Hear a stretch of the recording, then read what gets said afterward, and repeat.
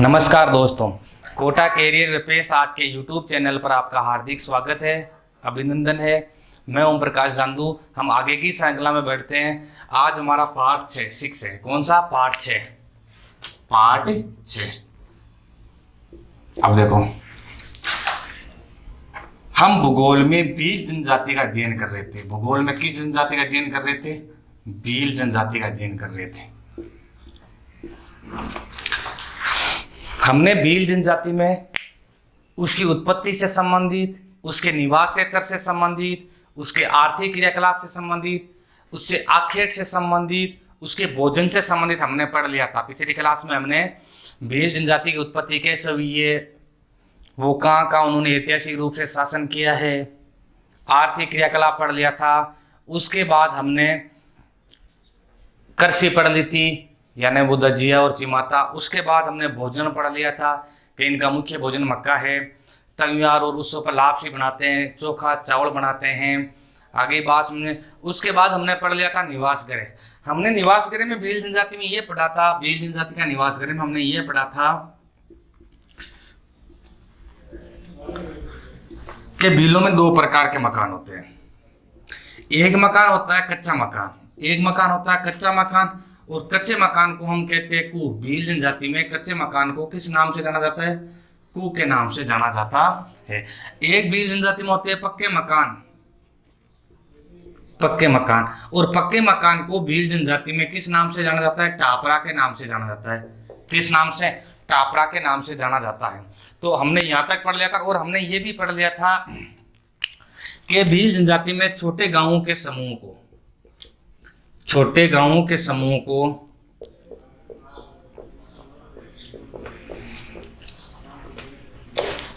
फला या फाल कहते हैं। फला या फाल कहते हैं। और हमने ये पढ़ा था इसके आगे, बड़े गांवों के समूह को, बड़े गांवों के समूह को पाल कहते हैं। यानी अगर छोटे गांवों का समूह है तो उसे फला या फाल कहेंगे, और अगर बड़े गांवों का समूह है तो उसे पाल कहेंगे। उसे क्या कहेंगे? पाल। और इसके आगे हमने ये जिक्र किया था कि समस्त पाल का मुखिया गमेती कहलाता है। समस्त पाल का मुखिया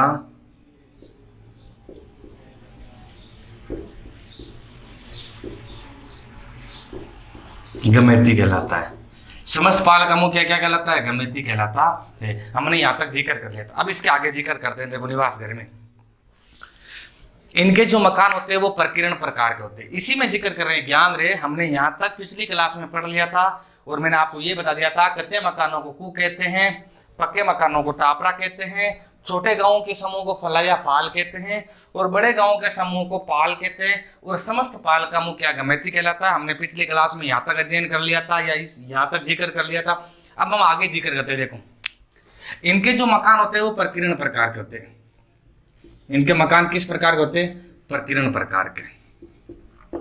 प्रकीर्ण प्रकार का मतलब है इनके जो मकान होते हैं वो चित्रे बितरे होते हैं। चित्रे बितरे होते हैं। चित्रे बितरे होते हैं। कैसे होते हैं? चित्रे बितरे होते हैं। चित्रे बितरे कैसे? अभी इधर देखो एक बार। जैसे मान लो ये है, या ऐसे, अर्थात दूर दूर स्थित होते हैं। दूर दूर स्थित होते हैं। जैसे गांव में डाणियां होती है तो डाणी एक यहाँ, एक थोड़ी दूर बाद में, एक थोड़ी दूर बाद में, एक थोड़ी दूर बाद में, ऐसे होती है ना। वैसे ही ये इनके मकान होते हैं, अर्थात दूर दूर स्थित होते हैं। कैसे स्थित होते हैं? दूर दूर स्थित होते हैं, अर्थात चित्रे बितरे होते हैं। मकान कहाँ बनाते हैं? ये मकान बनाते हैं जहाँ खेत होता है, जहाँ भूमि होती है, उसके ऊंचे स्थान पर, अर्थात ऊंचे टीले पर मकान बनाते हैं।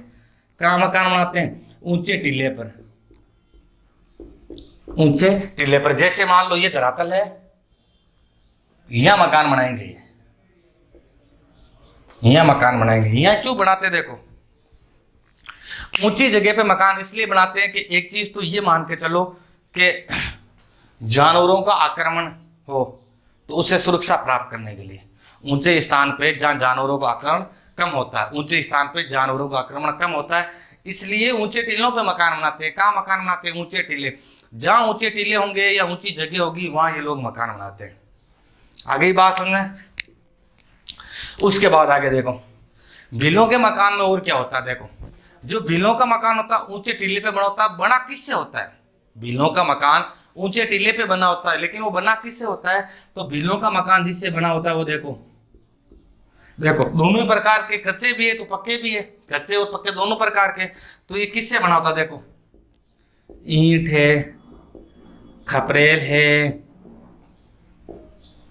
घास फूस है, बांस है, या मान लो पत्थर है, इत्यादि से बना होता है, इत्यादि से बना होता है। तो भीलों का मकान किससे निर्मित होता है? तो भीलों का मकान जिससे निर्मित होता है, देखो ईंट से होता है, ईंटों से बनाते हैं, खपरेल से बनाते हैं, घास फूस से बना दिया, बांस से बना दिया, या पत्थर से बना दिया, ये मकान बनाते हैं। मकान में क्या क्या होता है? देखो ये मकान है, मकान में क्या क्या होता है? देखो मकान में एक तो रसोई भी होती है, मकान में रसोई घर भी होता है, ये रसोई घर हो गया। मकान में अन्न भंडारण भी होता है। अन्न भंडारण का मतलब है जैसे हम लोग खेती करते हैं तो कृषि का मतलब सामान आता है, जैसे अनाज आता है, अन्न आता है, कोई धान आता है, तो उसके लिए हमारे एक अलग कमरा होता है नहीं होता है? उसके लिए हमारे अलग कमरा होता है नहीं होता है? उसी प्रकार इन भीलों के भी अन्न भंडारण की व्यवस्था होती है, चाहे वो कच्चा मकान हो चाहे पक्का मकान हो। अर्थात भीलों के मकानों में अन्न भंडारण की व्यवस्था होती है। किसकी व्यवस्था? अन्न भंडारण की व्यवस्था होती है, अर्थात अन्न को रखने की व्यवस्था होती है। मकान के बाहर हमारे गांव में देखा होगा कच्चे मकान होते हैं, तो कच्चे मकानों को हम लीपते एक नहीं लीपते, मान लो लाल गेरू से या सफेद गेरू से लीपते एक नहीं लीपते, अर्थात निपा को निपे निपिया करें ना। तो उसी प्रकार इनके रसोई घर अन्न भंडारण कमरा होता है अलग, उसी प्रकार इनके जो मकान के बाहर की जगह है उसको ये गेरू से लीपते हैं। गेरू से क्या करते हैं? लीपते हैं। लीपने का मतलब ये हो गया उस पर विभिन्न प्रकार का कलर बनाते हैं, चित्र बनाते हैं, ये उसका अलग प्रकार का कलर बनाते हैं, चित्र बनाते हैं। तो इनके मकान प्रकीर्ण प्रकार के होते हैं, अर्थात चित्र बित्र होते हैं, ऊंचे टीले पर बनाए जाते हैं। मकान किससे बना होता है? मकान ईंट से बना होता है, पत्थर से बना होता है, खपरेल से बना होता है, बांस से बना होता है, या घास फूस से बना होता है। इनके मकान में रसोई घर होता है और इसके साथ साथ अन्न भंडारण की व्यवस्था के लिए अलग कमरा होता है, अन्न भंडारण की व्यवस्था के लिए अलग कमरा होता है। और मकान के बाहर की जगह को लीपते हैं, मकान के बाहर की जगह को लीपते हैं। आगे बात सुनने, यहाँ तक आगे देखो।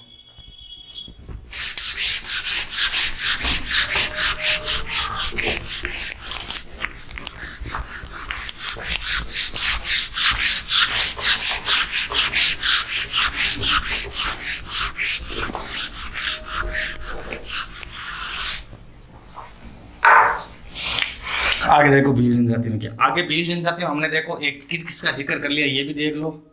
एक तो हमने कर लिया था उसके निवास क्षेत्र का जिक्र, एक कर लिया था भोजन का जिक्र हमने, एक आखेट और आखेट के साथ कृषि का जिक्र कर लिया था, एक हमने निवास गृह का जिक्र कर लिया था अभी।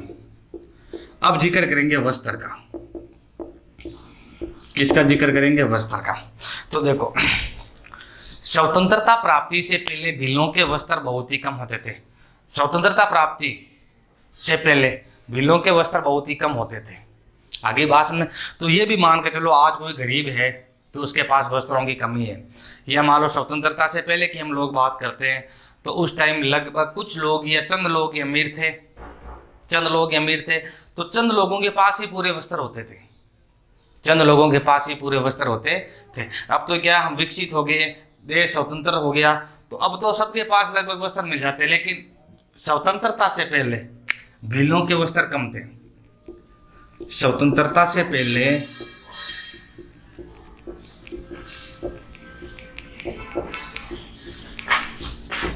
भीलों के वस्त्र कम थे।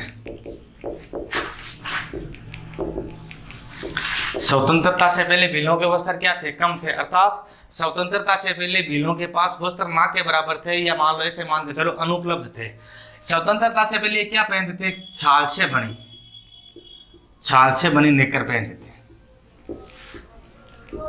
पुरुष होता था तो छाल से बनी नेकर, या ऐसे बोल दो छाल से बने वस्त्र पहनते थे। और स्त्रियां भी छाल से बनी वस्त्र, स्त्रियां भी छाल से बने वस्त्र पहनती थी। मैं ये कह रहा था, आपको भी बताया था कि स्वतंत्रता से पहले कुछ लोगों के पास वस्त्र थे, तो ऐसी कोई बात नहीं भीलों के पास भी मान लो आज की तरह वस्त्र नहीं थे, किन्हीं के पास होंगे, लेकिन बहुत ही कम लोगों के पास, अर्थात चंद लोगों के पास थे। तो पुरुष है वो और स्त्रियां वो छाल से बने वस्त्र पहनते थे, छाल से बने वस्त्र पहनते थे। वर्तमान में पुरुष क्या क्या पहनता है, देखो वर्तमान में इनके पहनावे में बदलाव आया। बदलाव एक नॉर्मल सी बात है, व्यक्ति के जीवन में जैसे जैसे मान लो उतार चढ़ाव आते रहते हैं या व्यक्ति विकसित होता जाता है, उतार चढ़ाव आते रहते हैं या व्यक्ति विकसित होता जाता है, तो उसके पहनावे में बदलाव आता है, उसके पहनावे में बदलाव आता है।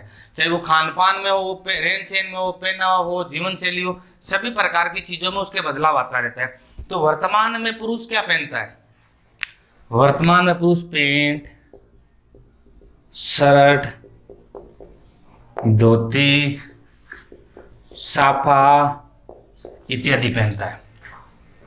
वर्तमान में पुरुष क्या पहनता, पैंट, शर्ट, धोती, साफा इत्यादि पहनता। तो ऐसे पूछ ले, मान लो कि वर्तमान समय में पुरुष के प्रमुख वस्त्र, वर्तमान समय में भील जनजाति के पुरुष के वस्त्र बताओ, तो बता देना पैंट, शर्ट, धोती और साफा, धोती और साफा। स्त्रियां क्या क्या पहनती है, स्त्रियां क्या क्या पहनती है, पुरुष तो पैंट, शर्ट, धोती और साफा पहनते हैं, स्त्रियां क्या क्या पहनती है, देखो घाघरा,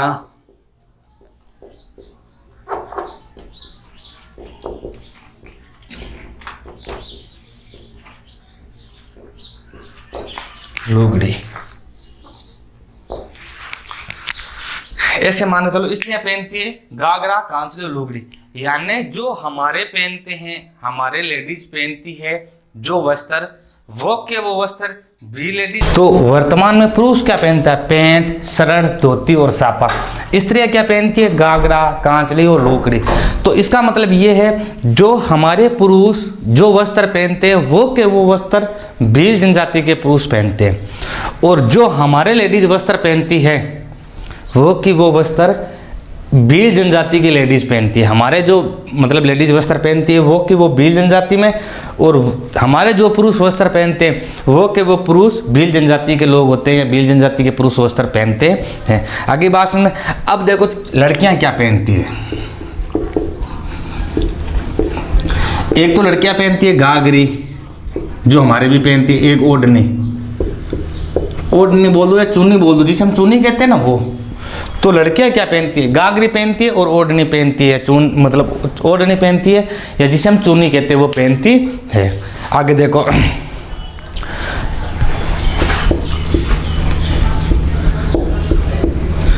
भील जनजाति में स्त्रियां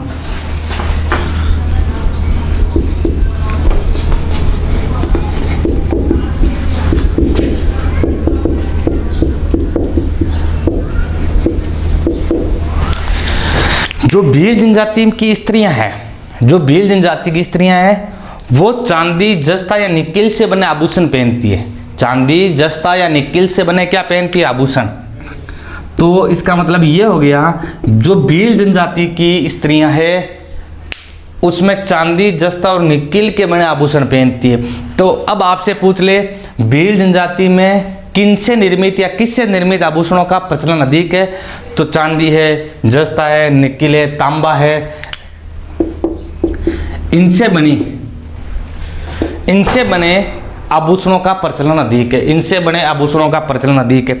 तो भील जनजाति में स्त्रियां चांदी, जस्ता, निकिल, तांबा आदि से बने या आदि से निर्मित आभूषण पहनती है। आगे बात सुन में, इससे आगे देखो जो भील स्त्रियां होती है, भील स्त्रियां वो अपने आप को किससे सजाती है, किससे सजाती है या किससे संवारती है। तो भील जनजाति में जो स्त्रियां होती है वो किससे सजाती है या किससे संवारती है, तो लाख से बनी चूड़ियां, लाख से निर्मित चूड़ियां,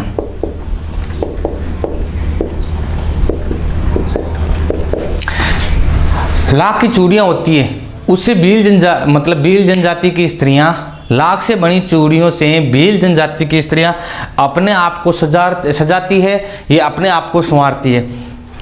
भील स्त्रियां लाख से निर्मित या लाख से बनी चूड़ियों से अपने आप को सजाती है या संवारती है। तो आपसे पूछ ले, भील जनजाति की स्त्रियां किससे सजाती है या अपने आप को संवारती है? तो लाख से निर्मित चूड़ियों से सजाती है या अपने आप को संवारती है। अगली बात में इसके आगे देखो। तो वस्त्रों में हमने क्या पढ़ लिया? स्वतंत्रता से पहले इनके पास वस्त्र बहुत ही कम थे, छाल से बने वस्त्र पहनते थे, चाहे वो स्त्री हो चाहे पुरुष हो। वर्तमान में पुरुष पैंट शर्ट धोती और सापा पहनने लगा है, स्त्रियां घाघरा कांचले और लूंकड़ी पहनने लगी है। अर्थात हमारी जो स्त्रियां वस्त्र पहनती है वो मतलब स्त्रियां भील जनजाति की स्त्रियां वस्त्र पहनती है। हमारे जो पुरुष वस्त्र पहनते हैं वो वस्त्र भील जनजाति के पुरुष पहनते हैं। लड़कियां घाघरी या ओढ़नी अर्थात चुन्नी पहनती है। भील जनजाति में स्त्रियां चांदी जस्ता और निकिल तांबा आदि से बने आभूषणों से अपने आप को मतलब आभूषण पहनती है। और भील स्त्रियां लाख से निर्मित चूड़ियों से या लाख से निर्मित चूड़ियों को पहनकर अपने आप को सजाती है या संवारती है। इसके बाद देखो औजार। इसके बाद भील जनजाति में क्या आ जाएंगे? औजार।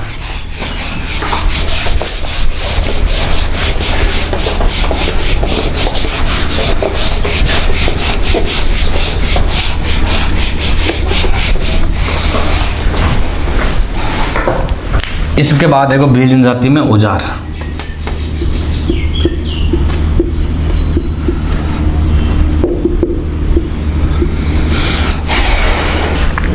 भील जनजाति औजार। तो भील जनजाति देखो कौन कौन से औजार है? तीर, कमान, बाण, तलवार,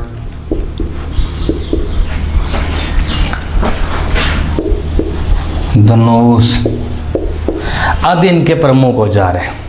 तीर कमाने, बाण है, तलवार, धनुष आदि किस जनजाति के प्रमुख औजार है? तो आदि भील जनजाति के प्रमुख औजार है। अब इनमें बाण भी दो प्रकार के होते हैं। बाण भी कितने प्रकार के होते हैं? दो प्रकार के। बाण कितने प्रकार के होते हैं? दो प्रकार के।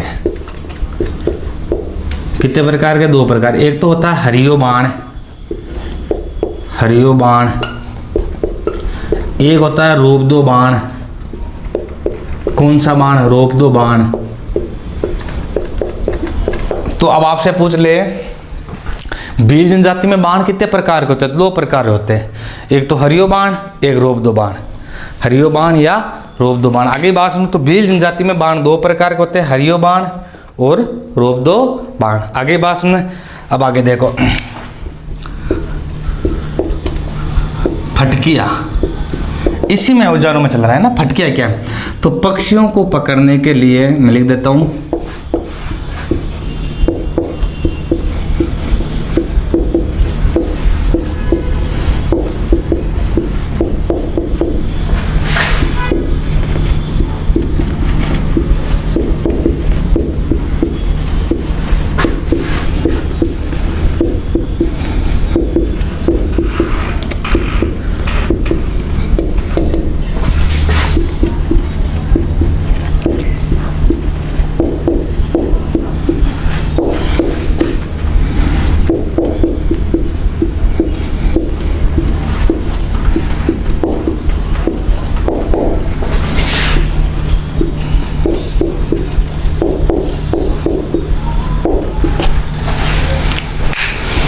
देखो पक्षियों को पकड़ने के लिए एक विशेष प्रकार का फंदा काम में लिया जाता है, जिसे क्या कहते हैं? फटकिया कहते हैं। जैसे कोई पक्षी है, मान लो अब पक्षी को पकड़ना है, तो उसको पकड़ने के लिए जो फंदा ये फांसी की तरह बनाते हैं ना, वो काम में लेते हैं।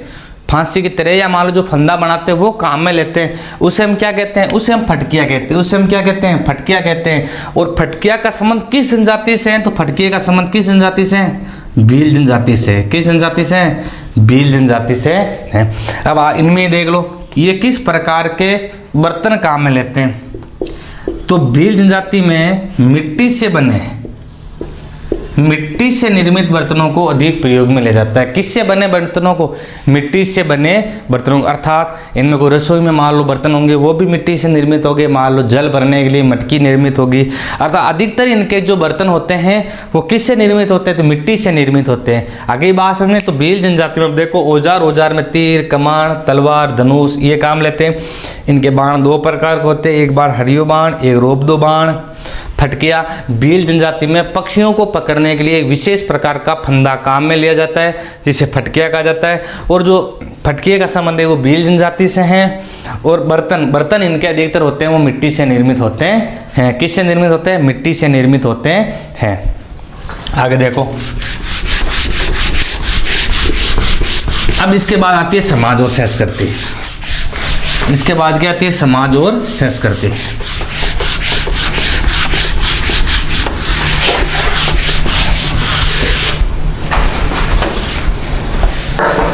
भील जनजाति की समाज और संस्कृति।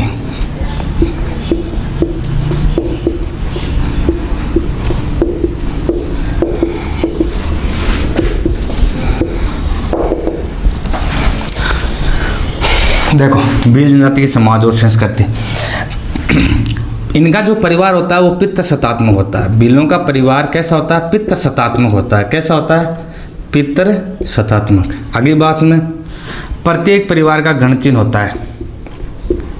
प्रत्येक परिवार का क्या होता है? गण चिन्ह होता है। गण चिन्ह क्या है मैं बता दूंगा अभी। प्रत्येक परिवार का क्या होता है? गण चिन्ह होता है। भीलों का जो समाज होता है वो कैसा होता है? पितृ सत्तात्मक। प्रत्येक परिवार का क्या होता है? गण चिन्ह होता है। प्रत्येक भील की पत्नी होती है। प्रत्येक भील की क्या होती है? पत्नी होती है। अर्थात इसमें बहुपत्नी प्रथा का भी प्रचलन है। साथ साथ में बहुपत्नी प्रथा का भी क्या है? प्रचलन है। एक होती है गोल गादेड़ो प्रथा। मैं लिख देता हूं पहले, गोल गादेड़ो प्रथा। शूरवीरता के माध्यम से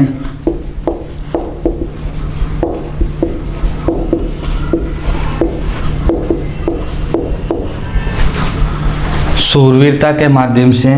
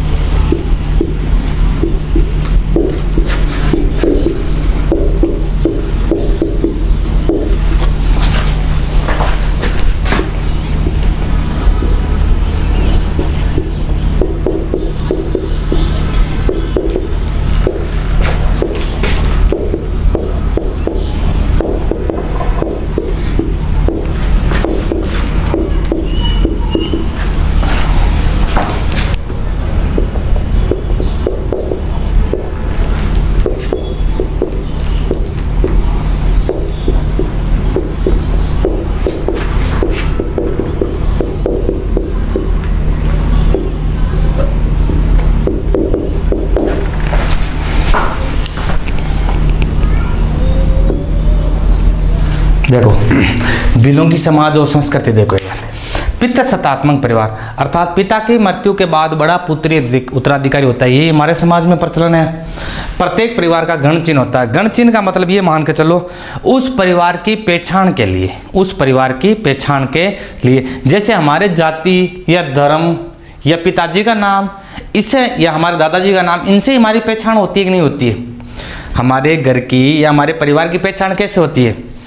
या तो मान लो गांव के नाम से, जाति के नाम से, धर्म के नाम से, पापा के नाम से, या मान लो दादाजी के नाम से, इनके नाम से हमारी पहचान होती है। तो इनकी पहचान प्रत्येक परिवार में गण चिन्ह होता है और उस गण चिन्ह के आधार पर इनकी पहचान होती है। गण चिन्ह के आधार पर इनकी क्या होती है? पहचान होती है। प्रत्येक भील के पत्नी पाई जाती है। प्रत्येक भील, चाहे वो बूढ़ा हो चाहे जवान हो, चाहे वो बूढ़ा हो चाहे जवान हो, प्रत्येक भील के पत्नी मिलेगी, चाहे वो सामान्य विवाह से लाई हो या भगाकर लाई हो। अर्थात प्रत्येक भील जनजाति के पुरुष, चाहे वो वृद्ध हो चाहे जवान, युवा हो या वृद्ध, युवा हो या वृद्ध, उसके पत्नी जरूर पाई जाती है। अब वो पत्नी चाहे सामान्य विवाह से लाई हो या वो भगा के लाई हो, अब वो पत्नी चाहे सामान्य विवाह से लाई हो या भगा कर लाई हो, अब वो पत्नी चाहे कैसे भी लाई हो, चाहे वो सामान्य विवाह से लाई हो, सामान्य विवाह से, या कैसे लाई हो, भगा कर लाई हो, या कैसे लाई हो, भगा कर लाई हो। आगे बात सुनने, सामान्य विवाह से लाई हो या भगा के लाई हो, उसके पत्नी जरूर होगी। दूसरी चीज, इसके और पॉइंट ध्यान रखना, चाहे वो वृद्ध हो या युवा, उसके पत्नी होगी, और वो पत्नी चाहे सामान्य विवाह से हो या भगा के लाई हो। बहुपत्नी प्रथा पाई जाती है, अर्थात बिलों में बहुपत्नी प्रथा का भी प्रचलन है, अर्थात एक आदमी एक से ज्यादा पत्नियां रख सकता है। गोल गादेड़ो प्रथा, गोल गादेड़ो प्रथा क्या है? शूरवीरता के माध्यम से पत्नी प्राप्त करना, शूरवीरता के माध्यम से कन्या प्राप्त करना या मान लो विवाह करना। कैसे मैं बताऊं, देखो जैसे मान लो ये कोई खेल है, इस खेल में मान लो 10 कैंडिडेट है, कितने कैंडिडेट है? 10 कैंडिडेट है मान लो, ठीक है।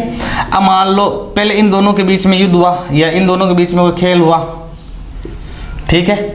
अब इसमें मान लो ये जीत गया, इसमें ये जीत गया, इसमें ये जीत गया, इसमें ये जीत गया, इसमें ये जीत गया। आगे बात में, अब इन दोनों के बीच में हुआ, इनमें से एक जीत गया, इन दोनों के बीच में हुआ, इनमें से एक जीत गया, मान लो 1 2 और हुए, इनमें से ये जीत गया। अब मान लो 3 रहे ना, तो तीनों के मध्य कोई खेल होगा, उसमें जो जीतेगा वो अपनी इच्छा से, वो अपनी इच्छा से किसी भी लड़की से विवाह कर सकता है, किसी भी लड़की से विवाह कर सकता है। ये बात थोड़ी ध्यान रखना, कैसे कि जैसे मान लो 2 आदमियों में कोई खेल हुआ, उदाहरण के तौर पे 2 आदमियों में कोई खेल हुआ, मान लो 2 आदमियों में से ये आदमी जीत गया, ये आदमी जीत गया, तो ये अपने पसंद की लड़की से विवाह कर सकता है या इसको लड़की चुनने का अधिकार है। ये अपने पसंद की लड़की से विवाह कर सकता है या इसको लड़की चुनने का अधिकार है। क्यों? क्योंकि इसने शूरवीरता के माध्यम से इसको हराया है, शूरवीरता के माध्यम से इसको हराया है, और अब इसको शूरवीरता के माध्यम से हराने की वजह से इसको पत्नी चुनने का या अपनी मनपसंद लड़की चुनने का अधिकार है। और वो कौन सी प्रथा कहलाती है? वो प्रथा कहलाती है गोल गादेड़ो प्रथा। तो गोल गादेड़ो प्रथा किन में पाई जाती है? तो गोल गादेड़ो प्रथा भीलों में पाई जाती है, और शूरवीरता के माध्यम से पत्नी प्राप्ति करना या कन्या प्राप्ति करना। आगे बात समझ में, या विवाह करना। दापा क्या है? दापा होता है कन्या का मूल्य देना पड़ता है, कन्या का मूल्य देना पड़ता है, और कन्या का जो मूल्य देना पड़ता है वो वर पक्ष को देना पड़ता है। किसको देना होता है? अर्थात लड़के के पिता को देना होता है। किसको? वर पक्ष के पिता को देना होता है, अर्थात लड़के के पिता को देना होता है। किसको? लड़के के पिता को। आगे बात में दापा क्या है? तो दापा है भील जनजाति में भील जनजाति में कन्या का मूल्य देना होता है, जिसे दापा कहा जाता है। भीलों का प्रमुख रणघोष क्या है? फायरे फायरे। भीलों का प्रमुख रणघोष क्या है? फायरे फायरे। कभी मान लो संकट आ जाए, इन पे आक्रमण हो जाए, या मान लो दूसरे कोई आक्रमण कर दे, जानवर आक्रमण कर दे, दूसरा समाज इन पे आक्रमण कर दे, तो ये फायरे फायरे अपना रणघोष करते हैं। और फायरे फायरे अगर आप ये रणघोष करेंगे तो आसपास के भील ये समझ आएंगे कि वहाँ ना कोई संकट आया, इसलिए वो एक हो जाते हैं। तो इनका प्रमुख जो रणघोष है वो फायरे फायरे थे।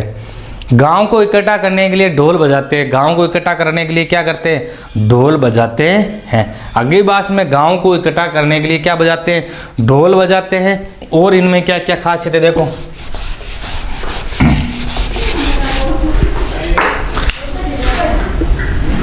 एक चीज और देखो, मार्गदर्शक, या ना मार्गदर्शक ऐसे बोलो, जो गुरु होता है या माता पिता होता है वो मार्गदर्शक होता है हमारा, उसको हम क्या कहते हैं? ये भील जनजाति में क्या कहते हैं? बोलावा कहते हैं।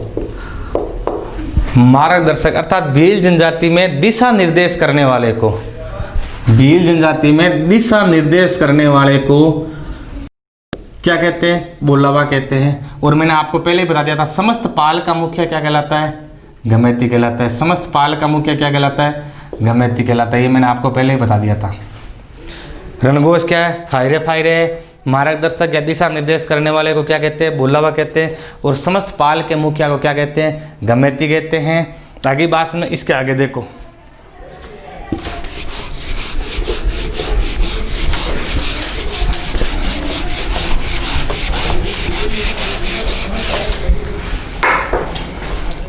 एक भीलों का प्रमुख मेला लगता है जिसे कहते हैं बेणेश्वर मेला। बेणेश्वर मेला। आगे बात में, ये मेला किस जिले में लगता है? ये तो मेला डूंगरपुर जिले में लगता है। कहाँ लगता है? डूंगरपुर जिले में। किसकी आराधना में लगता है? तो शिव जी की या शिव की आराधना में लगता है। किसकी आराधना में लगता है? शिव की आराधना में लगता है। कब लगता है? तो जनवरी फरवरी माह में लगता है। कब लगता है? जनवरी फरवरी माह में लगता है। कहाँ लगता है? तो 3 नदियों का संगम होता है बेणेश्वर में। बेणेश्वर में 3 नदियों का संगम होता है। देखो, एक तो सोम, ये दक्षिणी राजस्थान है, मान लो आप ऐसे मान के चलो, दक्षिणी राजस्थान है।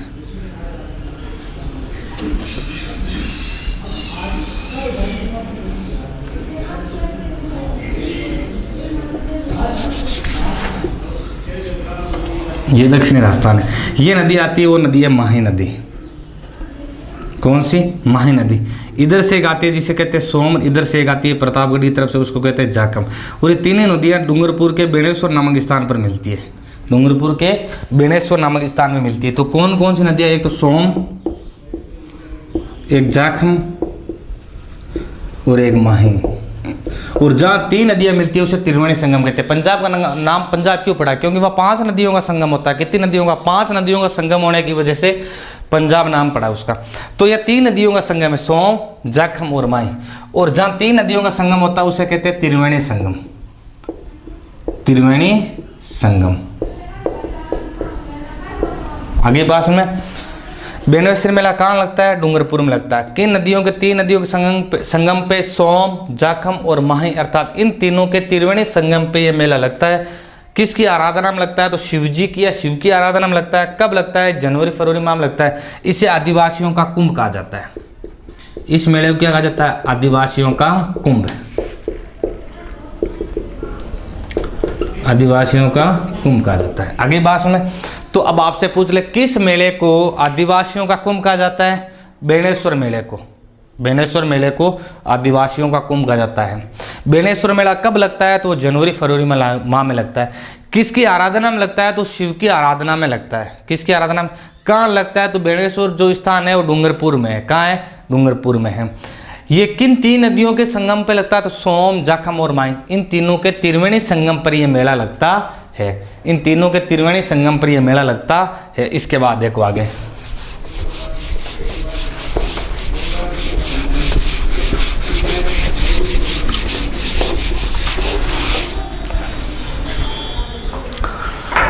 आगे देखो,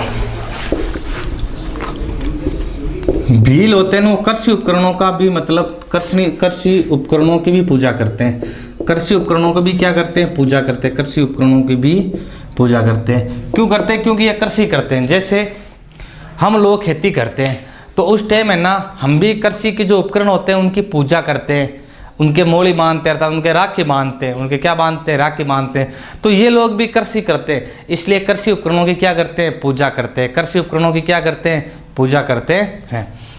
आगे बात सुनना, तो हमने समाज और संस्कृति में क्या पढ़ा वो देखो। हमने पढ़ा पितृ सत्तात्मक समाज होता है, प्रत्येक परिवार का गण चिन्ह होता है उसकी पहचान के लिए, प्रत्येक भील की पत्नी पाई जाती है, वृद्ध हो या युवा, चाहे वो सामान्य विवाह से लाई हो या भगा के लाई हो। उसके बाद हमने पढ़ा था गोल गादड़ों प्रथा, सूरवीरता के माध्यम से लड़की प्राप्त करना या कन्या प्राप्त करना या विवाह करना या मनपसंद की लड़की चुनना। दापा क्या है? कन्या का मूल्य देना पड़ता है, उसे दापा कहते हैं। किसको देना पड़ता है? वर के मतलब है ना, ऐसे मान लो लड़के के पिता को देना होता है। किसको? लड़के के पिता को देना होता है। इनका प्रमुख रणघोष क्या है? तो इनका प्रमुख रणघोष है फायरे फायरे। आगे बात में गमेती क्या है? तो समस्त पाल का मुखिया गमेती कहलाता है। दिशा निर्देश करने वाले को क्या कहते हैं? तो दिशा निर्देश करने वाले को ये कहते हैं बोलावा, अर्थात जो गुरु होता है। इनमें प्रमुख मेला बेणेश्वर मेला कहाँ लगता है? डूंगरपुर में। किसकी आराधना में? शिव की आराधना में। कब? जनवरी फरवरी माह में। इसे क्या कहते हैं? आदिवासियों कुंभ कहते हैं। कहाँ लगता है? सोम, जाखम और माही त्रिवेणी संगम पे लगता है। अब है आधुनिक संस्कृति से संपर्क। अब भील जनजाति में क्या है? आधुनिक संस्कृति से संपर्क। पहले इसका आपकी किताब में तो नहीं दिया, लेकिन मैं बता देता हूँ। वातावरण समायोजन, वातावरण समायोजन। देखो वातावरण समायोजन क्या है।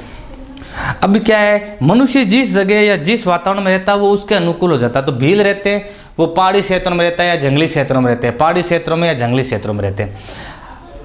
अब इनके वातावरण क्या है, ये वो उनके अनुकूल हो गए, वातावरण के क्या हो गए, अनुकूल हो गए। अब क्या है, गवर्नमेंट ने कई जगह मान लो वन काटे जा रहे हैं, कई जगह वन काटे जा रहे हैं, तो वन काटने से इनकी आजीविका पर, वन काटने से इनकी आजीविका पर खतरा या संकट मंडरा रहा है, वन काटने से इनकी आजीविका पर खतरा या संकट मंडरा रहा है। साथ साथ में ये है ना, अब मान लो कहीं मकान है, वहाँ से वन है बहुत ज़्यादा, सघन वन है, उस क्षेत्र में इनका मकान, अगर उन वनों को काट दिया तो अब इनका मकान अकेला हो गया, नहीं हो गया, अकेला हो गया।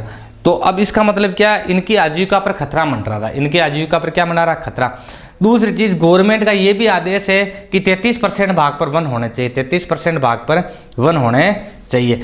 अब जनसंख्या बढ़ रही है, तो जनसंख्या बढ़ रही है तो जनसंख्या को रहने के लिए, लोगों को रहने के लिए मकान चाहिए, तो लोगों को रहने के लिए मकान चाहिए।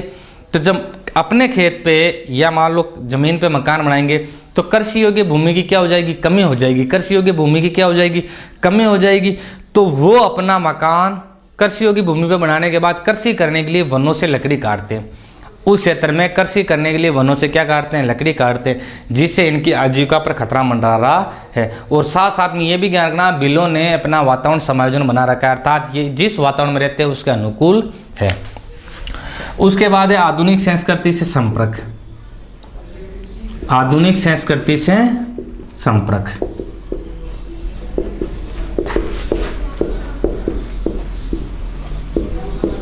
देखो आधुनिक संस्कृति संपर्क क्या होता है कि धीरे धीरे मनुष्य आधुनिक संस्कृति के संपर्क में आता ही है, या वर्तमान संस्कृति के संपर्क में आता ही है, धीरे धीरे मनुष्य आधुनिक संस्कृति के संपर्क में आता ही है।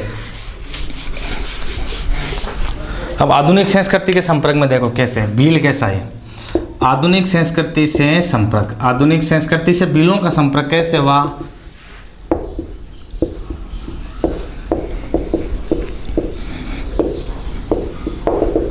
अब ये क्या है, धीरे धीरे इनका आधुनिक संस्कृति का इन पर प्रभाव पड़ रहा है, आधुनिक संस्कृति का धीरे धीरे क्या पड़ रहा है। मैंने पहले ही बताया था, कोई जनजाति हो धीरे धीरे उस पर आधुनिक संस्कृति का प्रभाव पड़ेगा ही, आधुनिक संस्कृति का प्रभाव पड़ेगा। तो इन पर धीरे धीरे आधुनिक संस्कृति क्या पड़ रहा है, प्रभाव पड़ रहा है, क्या पड़ रहा है, प्रभाव पड़ रहा है। आगे बात में इनके बोलचाल में बदलाव आया है, इनके बोलचाल में बदलाव आया है, इनके रहन सहन में बदलाव आया है, इनके रहन सहन में बदलाव आया है। अब ये चतुर हो गए, चतुर का मतलब होशियार हो गए, और धीरे धीरे वीर चालक हो गए, चालाक, चालाक हो गए, धीरे धीरे वीर क्या हो गए, चालाक अर्थात होशियार हो गए। आधुनिक संस्कृति का बिलों पर प्रभाव पड़ा है, चाहे वो थोड़ा पड़े चाहे ज़्यादा, इनके बोलचाल, इनके रहन सहन, इनके खान पान, इनमें भी बदलाव आया, साथ साथ में होशियार हो गए और चालाक हो गए, चालाक हो गए। अब ये क्या कर रहे हैं, जो शहरी इलाके हैं, शहरी इलाके हैं, उन शहरी इलाकों के आसपास में, जो शहरी इलाके, उन शहरी इलाकों के आसपास में ये मेहनत मजदूरी करने लगे हैं, मेहनत क्या करने लगे हैं, मजदूरी करने लगे हैं। और बेल मैंने आपको पहले बताया था, कृषि बताई थी ना, दो दजिया बताई थी कि नहीं बताई थी, दजियार। तो ये मेहनत मजदूरी करने लगे, साथ साथ में कृषि भी करने लगे, साथ साथ में कृषि भी करने लगे हैं। तो शहरी इलाकों में ये मेहनत मजदूरी करने लगे, उसके साथ साथ कृषि करने लगे। अब इन पर इनकी मतलब भील जनजाति का आधुनिक संस्कृति से संपर्क ज़्यादा करने के लिए, भील जनजाति का आधुनिक संस्कृति से संपर्क ज़्यादा करने के लिए सरकार क्या कर रही है, तो सरकार ने इनके लिए बहुत सुविधाएं दी है, सरकार ने इनके लिए बहुत सुविधाएं दी है। तो सरकार ने इनके लिए क्या दी है, बहुत सारी सुविधाएं दी है। देखो इनके लिए चिकित्सालय बनवाए हैं, इनके लिए विद्यालय बनवाए हैं, इनके लिए अस्पताल बनवाए हैं, ये पिछड़ी जाति होने के कारण इनको आरक्षण भी दिया गया है, आरक्षण भी दिया गया है। और जिस क्षेत्र में ये निवास करते हैं उस क्षेत्र में छोटे या कुटीर उद्योग, छोटे या कुटीर उद्योग को भी बढ़ावा दे रही है। छोटे या कुटीर उद्योग को बढ़ावा इसलिए दे रही है ताकि लोग मेहनत मजदूरी कर सके, वहाँ मेहनत मजदूरी करके अपना रोजगार कर सके। अतः हम ये कह सकते हैं तो आधुनिक संस्कृति से संपर्क, तो इसका मतलब है बिलों का धीरे धीरे आधुनिक संस्कृति से संपर्क हो रहा है या उनके प्रभाव में आ रहे हैं। इनकी बोलचाल, रहन सहन, खान पान, वेशभूषा आदि में भी बदलाव आया है और भील अब चतुर और चालाक होने लगे, चतुर और चालाक होने लगे। शहरी इलाकों में भील जनजाति के लोग मेहनत मजदूरी करने लगे और साथ साथ में कृषि भी करने लगे हैं। इनको पर्याप्त मात्रा में सरकारी सुविधाएं मिलने के कारण अब सरकार इनके लिए कौन कौन सी सुविधाएं उपलब्ध करवा रही है, एक तो चिकित्सालय, विद्यालय, अस्पताल और साथ साथ में इनको आरक्षण भी दे रखा है। और सरकार बिलों के विकास के लिए छोटे छोटे कुटीर उद्योग लगा रही है ताकि ये लोग उस कुटीर उद्योग में कार्य करके अपना रोजगार प्राप्त कर सकें, अतः हम कह सकते हैं कि बिलों का धीरे धीरे आधुनिक संस्कृति से संपर्क हो रहा है। धन्यवाद, नमस्कार।